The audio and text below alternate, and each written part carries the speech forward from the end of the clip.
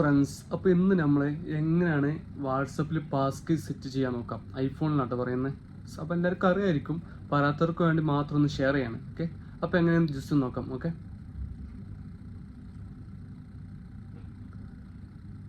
അപ്പോൾ ആദ്യം നമ്മൾ എന്ത് ചെയ്യുക, നമ്മൾ വാട്സപ്പ് തുറക്കാം. ഓക്കെ,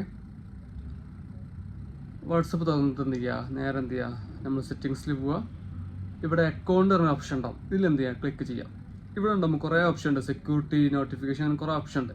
ഈ പാസ്കീയുടെ ഈ ഒരു ഓപ്ഷൻ അല്ലെങ്കിൽ ഈ ഒരു ഫീച്ചർ നമുക്ക് ശരിക്കും എപ്പോഴും ആവശ്യം വരികയെന്ന് ചോദിച്ചാൽ, ഇൻ കേസ് നമ്മൾ വാട്സപ്പിൽ ഡാറ്റ ഒക്കെ നമ്മൾ വേറെ ഫോണിലേക്ക് മാറ്റുമ്പോൾ എന്തെങ്കിലും എറർ വരിക, അല്ലെങ്കിൽ OTP വരാതിരിക്കുക, അല്ലെങ്കിൽ 10 hour ഇങ്ങനെയൊക്കെ കാണിച്ചാൽ ആ സമയത്ത് നമുക്ക് ഈ പാസ്കീയുടെ ആവശ്യം വരും. അപ്പോൾ നിലവിൽ നിങ്ങൾ പാസ്കീ ഇട്ടില്ലെങ്കിൽ എന്ത് ചെയ്യുക, ജസ്റ്റ് ഇട്ട് വെക്കുക.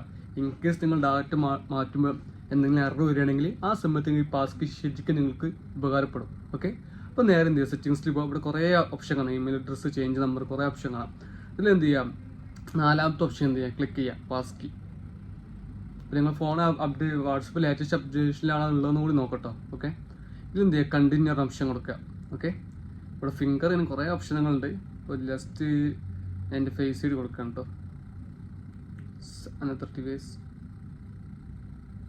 കണ്ടിന്യൂ കൊടുക്കുക.